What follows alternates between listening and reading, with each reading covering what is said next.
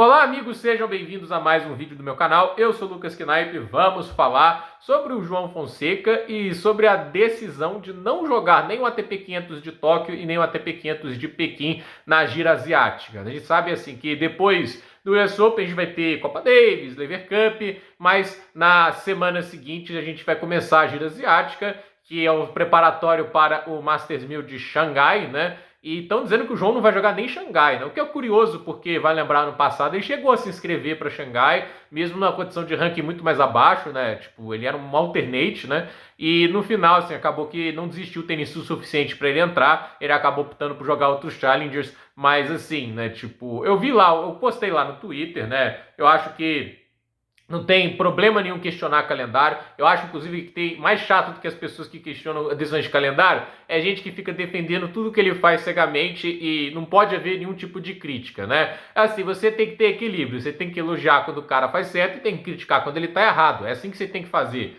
Eu acho a cultura de você só ser um chato que fica criticando tudo um erro danado, né? Tipo, porque nunca tá bom o suficiente, nunca tá bom coisa, etc. Mas ao mesmo tempo, eu não gosto de ver, tipo, o que a imprensa fez com o Neymar, por exemplo, né? Tudo que ele fazia, passa a mão na cabeça. E no final criou esse mimado aí que a gente vê, que não aceita nada do contrário, quando é questionado ele fica dando resposta babaca. Então, assim, eu acho que existem questionamentos válidos e eu acho que a montagem do calendário do João é sim digna de questionamento, né? Eu vou falar aqui, por exemplo, para quem não sabe, os torneios, olha só os chaveamentos que a gente tem aqui. 17 dos 20 membros do top 20 vão jogar os torneios de Tóquio e o torneio de Pequim. O torneio de Tóquio, de Pequim, melhor dizendo, tem a presença de 5 tenistas do top 10. Yannick Sinner, Alexander Zverev, Alex de Minaur, Karen Khachanov e Lorenzo Musetti. Ainda vai ter Daniil Medvedev, Andrei Rublev, Jakub Menzik, Alejandro Davidovich Fokina, Francisco Cerúndulo, Alexander Bublik, Fábio Cobolli, Stefanos Tsitsipas,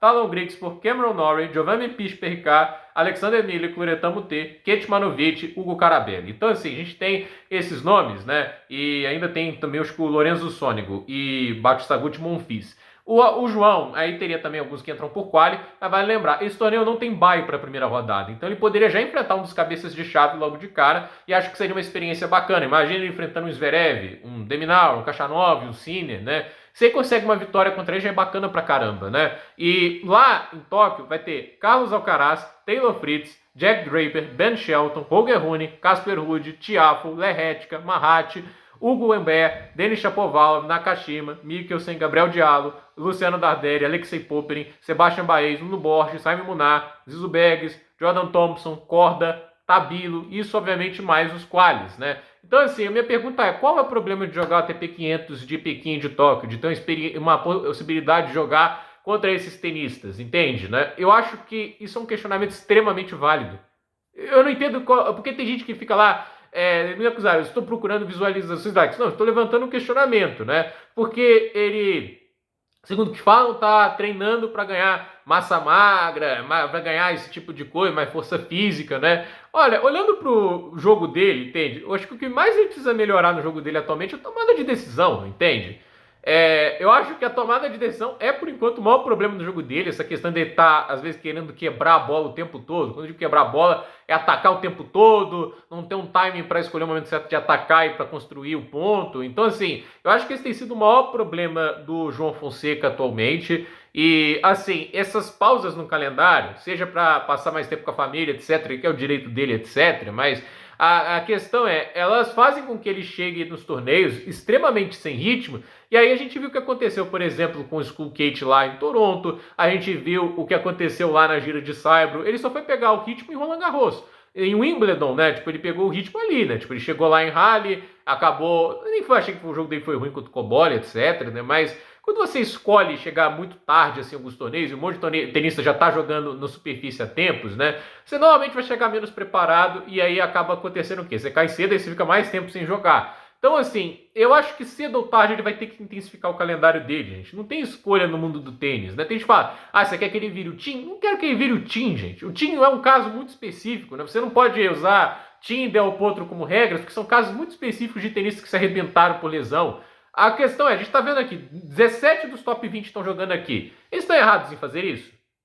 A minha pergunta é essa, né? Eles estão errados em jogar gira asiática? São torneios que valem pontos, São boas experiências, são boas oportunidades para crescer, evoluir, oportunidades para tentar lutar por títulos, né? Eu não acho que essa é a briga do João, lutar por títulos. As pessoas também têm que entender, desde Miami, ele não passa de terceira rodada, em nenhum torneio. Então, assim, ele não tá destruído fisicamente, porque você não consegue se destruir fisicamente. Vou pegar aqui o exemplo até desses torneios que foram muito mal estruturados na US Open Series.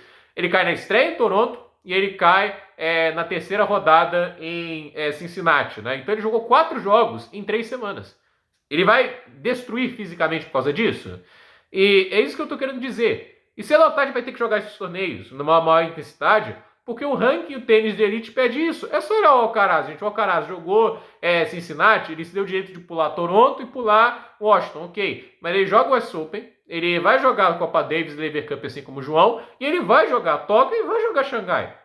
Então, assim, ele pode até pular Basel e Viena. E essas são as escolhas que você faz, né? Mas, assim, eu acho que são oportunidades boas de você ter essa rodagem extra, experiência de enfrentar esses atletas, né? Que ele precisa disso, né? Que o jogo grande assim que o João teve nesses últimos anos, nos últimos jogos, né? Acho que o último top 10 que ele enfrentou foi o Fritz, né? E foi lá em Eastbourne, etc, né? E a gente tem que voltar mais no tempo para Alex de Minaur, né? Tem o Tommy Paul também lá em Madrid, né? Mas eu gostaria de ver, tipo, mesmo que seja ele vai jogar na estreia, pega um Sinner, pega o Alcaraz, seja quem for, é uma boa experiência, uma boa ideia de entender onde o seu jogo tá, o que você precisa fazer para melhorar. Isso ele precisa fazer também, né? Tipo, eu acho que a experiência de estar dentro de quadra, de jogar, ela não pode ser descartada ou jogada fora, né? Você tem que ter noção de onde o seu jogo está mais problemático, né? E para mim hoje, se eu tivesse que dizer qual é o maior problema que o jogo tem que superar, é a escolha de jogadas, é a questão estratégica, né? De às vezes, né? De ir muito para as bolas, exageradamente agressivo, e aí comete muitos erros, dá muitos pontos de graça. E isso é uma coisa que ele tem que evitar mais no jogo dele, né? Ter um pouquinho mais de paciência e escolher o momento certo para atacar. Tanto é que essa foi a maior lição que o Sinner aprendeu de 2022 para frente. Ele começou a ter um timing melhor para atacar, começou a sustentar mais as trocas de bola, começou a escolher melhor esses momentos. E aí a gente vê, né? Tipo, ele erra muito menos e ele é muito mais letal. Então, assim, timing é tudo, né? E pra mim, assim, esse é o tipo de coisa que eu queria ver mais evolução e até agora é muito sutil. Óbvio que uma hora ele vai melhorar isso, eu acredito que vai, né? E, assim, ele vai, obviamente, chegar lá em cima, mas eu não compro argumentos tipo assim, fisicamente não aguenta a questão de fuso horário. Gente, isso é rotina de atleta, esse negócio de fuso horário, viagem, né? Se o cara não tá disposto a viajar pra Ásia pra jogar, entende, né? Então, assim, ele não tá disposto a viajar pra Austrália também, porque, assim, para jogar Australian Open você vai ter que lidar com o fuso horário. Então, assim, esse negócio de fuso horário faz parte da rotina do atleta, cedo ou tarde vai ter que se acostumar com isso, e sacrifício de vida pessoal existe para atleta de elite. Se você acha que vai manter no top 10, né, sem fazer sacrifício pessoal, você acha que vai bater de frente com o Sinner e Alcaraz sem fazer sacrifício pessoal? Olha o Djokovic, gente. A dieta que o Djokovic teve para melhorar a questão física dele, ele fala que abriu mão de comer chocolate, o troféu de verdade que ele falou lá, a recompensa que ele pediu quando ganhou do Nadal no Australian Open em 2012, foi comer um quadradinho de chocolate que ele não comia há 2 anos. Esse era o nível de dedicação, coisa. Não estou dizendo que tem que ser desse nível de obsessão, mas assim, esse negócio de fazer viagem fuso horário, eu não acho essa desculpa adequada. E pra mim, assim, a ideia de você falar, porque vai jogar Copa Davis e Lever Cup, ele vai estar exausto. Gente, Lever Cup é 3 dias, o terceiro set desses torneios são hiper tie break, então assim, não são torneios que você normalmente tem um desgaste físico gigante, e a Copa Davis pode ser um dia se o Brasil for eliminado. Então assim, e a gente sabe que o Brasil não é a maior potência da Copa Davis. Tira o João, a gente tem quem? O Thiago Wilde? Mesmo que o João ganhe o jogo dele, a gente depende do Thiago Wilde e do Thiago Monteiro em uma quadradura indoor para vencer o próximo jogo, e aí vai ter que ir para as duplas. Entende?